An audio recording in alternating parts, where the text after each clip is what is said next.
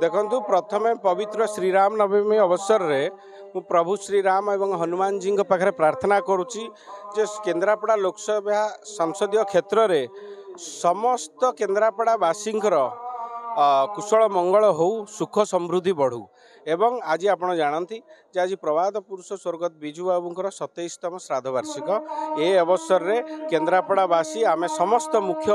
कर्मी आज एकत्रित होइछु एक आनंदर मुहूर्त श्रद्धांजलि ज्ञापन कर बड़ दिन ये आज हूँ श्रीराम नवमी मर्यादा पुरुष रामचंद्र आज हूँ जन्मदिन ये जन्मदिन अवसर में मु समस्त भाई भौणी मानू केन्द्रापड़ार भाई भौणी मानू शुभकामना करुचे राज्यवासी कामना करुचे प्रभु निकट आशीर्वाद करतु समस्त चलापथ कुसुमित हो समस्त मुहर हस फिटू बिजु बाबू जननायक बिजु बाबूंकर ये हूँ श्राद्धोत्सव ये श्राद्धोत्सव आम आज स्मरण कर कृतज्ञतार सह